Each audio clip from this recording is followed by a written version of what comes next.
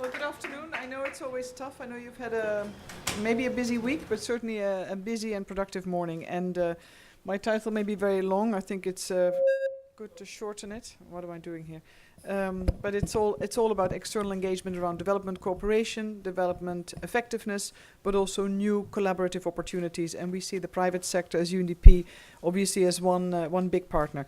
Title Keynote Address is always a bit hefty, I find. I would like to sort of this afternoon engage a little bit around a few themes that we thought would be particularly relevant. And obviously it is around partnerships, the global partnership, and where we can take it and how we see the collaboration between the different development actors as an important starting point. But in particular, of course, all of you as representatives or partners with the private sector, I know it's good to talk about the role the private sector can play in this day and age, at this juncture of the discussions around post-2015, and how this can create development gains as well as business opportunities and for-profit scope. Now, the scene first. Obviously, we're all aiming and talking about 2015, and which is really a benchmark in our collective international efforts to achieve the MDGs. I mean, I won't belabor that, but we also know that in the discussions, and the Secretary General will have launched his report on the new framing the future. As you know, MDG 8 was always a bit of a forgotten goal. As much as we talked about the enabling environment, as much as we talk about financing for development and the ways in which we can achieve results in the past MDG framework, MDG 8 was important, but we've all realized as well that we need to go much further. So a lot of time is now spent also on the goals and the goals that need to accompany so we can achieve success. Now, you will also know from some of the reports that we share that as much as we've achieved progress substantively against the MDGs, some better than others, we also know that the world has changed tremendously since the MDGs were framed last. New economic powers, we all talk a lot about the emerging economies, and I just met the representative or the CEO of TurkNet as one example of where countries that were in the past recipients of development assistance and cooperation are now big players themselves, not just economically, but they're also big partners within development cooperation. So new emerging economies that play a big role, new technologies that are reshaping our societies, and new patterns of human development and activity are really putting unbearable pressures on our planet. Inequality is still on the rise, despite all the gains that we've made, within countries and amongst countries. So the comparators are changing, and you will recall that actually the global poverty map is actually mostly predominant in those countries that have achieved tremendous economic success over recent years. So, but poverty is changing. And it necessitates, of course, also the focus on sustainability and partnerships to be at the heart of the global development agenda. Now, in the report, in the latest report of the high-level panel, which was launched earlier this year, the high-level panel advising UN Secretary General Ban Ki-moon, there are a number of recommendations that on issues that and dilemmas that have to be addressed in order to frame a post-MDG framework.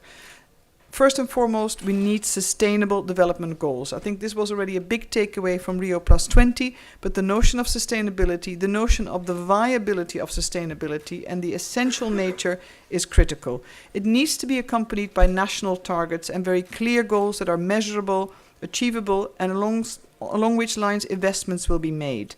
SDGs, the way we see it, need to expand on current efforts in poverty reduction, global health, education, and environmental management to accompany new targets that look at bringing obviously the number of people that currently live on less than $1.25 a day to zero. So we're talking poverty eradication, no longer poverty reduction. The ambition level around poverty is to that of eradication. Prevention of ending preventable infant death and under 5 death, but also ending hunger. And that, of course, is very closely linked with poverty eradication. A renewed global partnership for development is critical to underpin any of such efforts, and one that obviously also intensifies, I'm not quite sure about the mics, or it's my movement, one that intensifies the cooperation with stakeholders such as the private sector, as well as emerging economies and our traditional development providers. I know that you as representatives from the private sector have often recognized the benefits in such partnerships, and I think the 250 CEOs from global companies and companies across 30 or more countries that were consulted on the Global Partnership Report spoke of the importance of public-private partnerships to be at the heart of sustainable growth for their business, at the heart of sustainable development. They recognized a business case with 3 components that go way beyond corporate social responsibility. First, using innovation to open up new markets. We know it is happening, but more could be done. The second one is to address the needs of poor consumers, both of individuals, it's a rights issue, but also that from a perspective of agents of change. Thirdly, looking at the promotion of sustainable practices and sustainable practices to stay competitive by conserving land, water, energy and minerals, and eliminating waste. These are all important management practices, but they require policy changes, they require investments, they require capacity building. So there's always a module of practice that needs to accompany that. Last but not least, obviously, attract and retain talent, but also promote labor rights. Now, the question, of course, immediately would be, if you're in an LDC, our talent is okay, but we're dealing with a brain drain, and at the same time we need to train up those who previously don't have access to education, don't have the ability to stay in school, and we also need to tackle that always through the gender lens. Extremely important. Now, obviously, a takeaway from all this is that we can set an ambitious agenda, but without collaborative effort, very focused, very sharp, with knowledge, expertise, and commitment available in an enabling environment where the policies and frameworks are set, we cannot achieve it, but yet it can all be done. But there are a number of preconditions. Now, where does the partnership lens come in this particular regard? We know we have examples of sectorial and thematic multi-stakeholder efforts abound. We have them lots. We know of Gavi, we know of UNAIDS. It is an example of a partnership, of a collaborative effort amongst agencies and with civil society as well as the private sector. The Global Cookstove Alliance, I think, is a phenomenal success. The Better Than Cash Alliance, which we actually fairly recently launched with PISA, USAID and other partners and ourselves. There are many of them. We also know of effective alliances amongst governments, locals, representatives of government, local level, national or city level, business society as well as academia. A decade ago, this was all pretty embryonic and it was scarce. Now, I think we have a hard time keeping up with the number of new initiatives, the range that these initiatives cover, but there's a tipping point where we need to make sure that all the dots connect. And there's always a risk in a lot of initiatives, but there's a risk of competition and duplication. And I think when we look at post-2015, we also need to take into account where the tipping point is reached, where the dots can be connected, and what we need to propose at a global level. But fundamentally, each actor, as we know, brings complementary expertise, capacity, and hopefully also resources to tackle some of the obstacles and provide measurable progress. Critical amongst the functions of all of these alliances is not just the potential access to expertise and funding, but also advocacy. Advocacy is important to build the evidence base, to share it, and to influence policies, particularly looking at decision makers. And we're not talking just obviously about the OECD setting, we're talking policy reform, changes within national frameworks in the developing countries as much as in the OECD. Alliances are also useful to ensure that we maintain the consensus and we really tackle the issues heads on. Now, what else is needed for partnerships for inclusive business in this regard? The reference is often made now by my colleagues about a strong ecosystem. Clearly that is the new term. I had not picked up on it so far, but it's clearly sort of the new vibrancy. I did think we were still in Rio +20, but we now have a strong ecosystem, so I'm happy to hear it. Obviously, the ecosystem needs to be mindful of the competition for resources, that there is a limited scope and limited availability. How do we leverage, and I'd like to go back to the term, how do we leverage so we get the biggest bang for the buck? It's very important. Priorities have to be set, but also how do we nurture successful and creative partnerships? Because we do not need to duplicate similar models. I think creativity is also needed, risk-taking and innovation in order to foster new forms of working and tackling the issues that maybe are not everyone's darling or particular area of interest.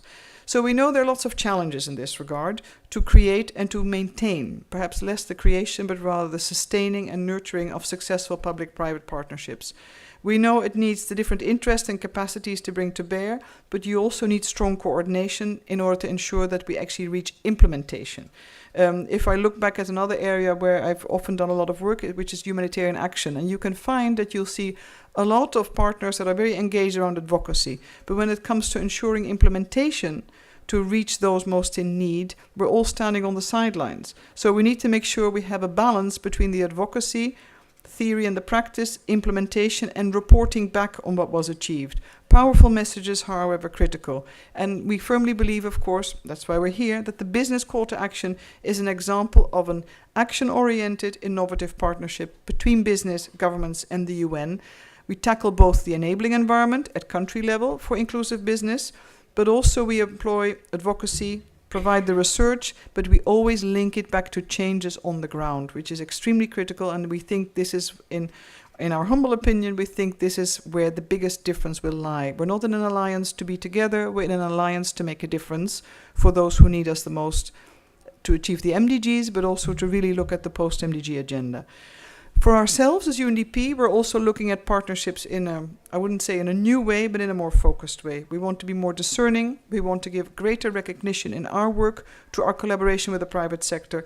And we want to look at our collaboration with you at creating conditions for inclusive growth, green growth, and look at employment creation in that regard, as well as productive capacities. So here we are with a number of country examples, but I leave that to my colleague Marcos in the panel discussion afterwards to look at some of these. But when you look at country level, however, we know that reliable market information is often absent, that the regulatory environment is often inadequate, and physical infrastructure is lacking in many places.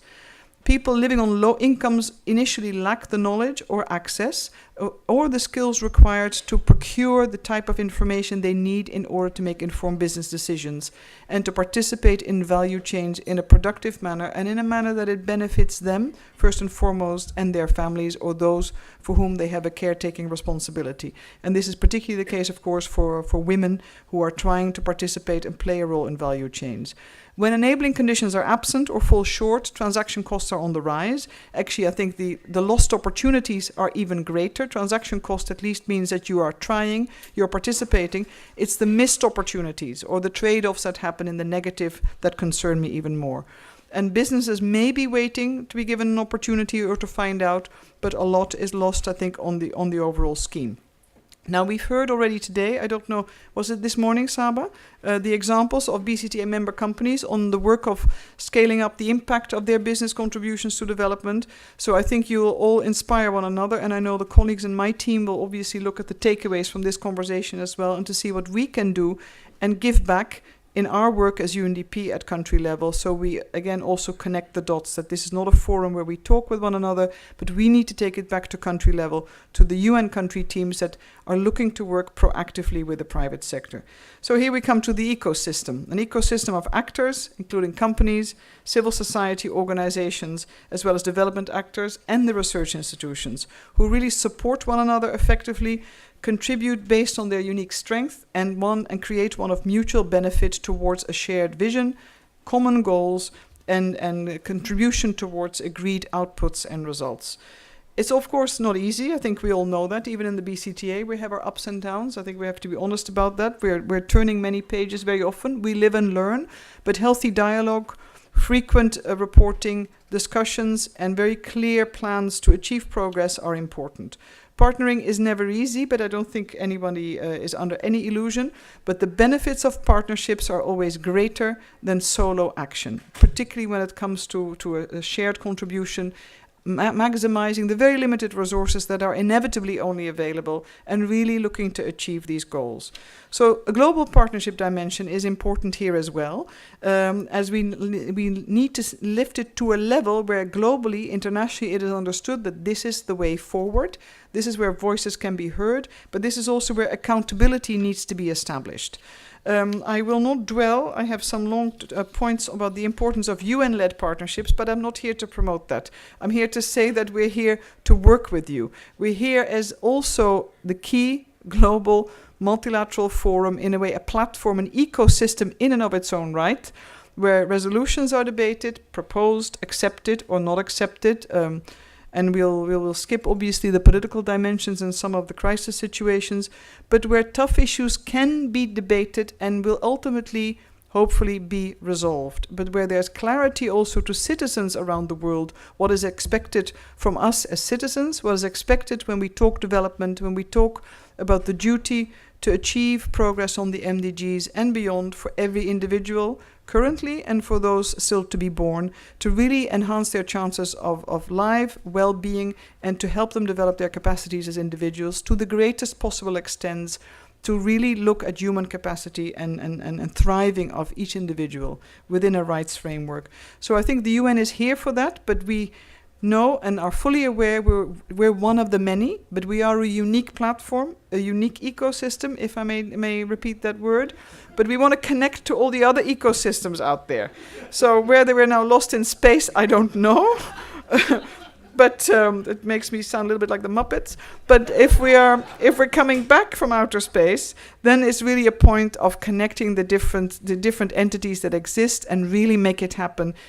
Continue to remember the human face. Look at those whom we all seek to serve. That's why we're in this. And let's do that together and do that in a very sharp way. So UNDP, of course, we're delighted to be partnering with you.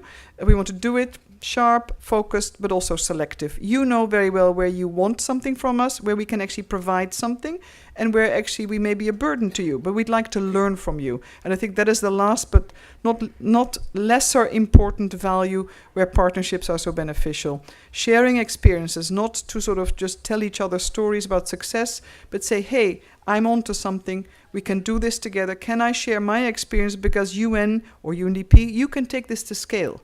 And then you will be part again of the implementation. So I think it's quite unique, quite distinct. And as we look towards post-2015, a tremendously challenging and dynamic and ambitious agenda awaits us. So I think we better get ready. And with you, of course, we're very excited to look at areas of innovation scaling up and also to know where maybe you don't need us, but we'll happily be guided by your experience. And thank you very much. And I wish you have a great afternoon.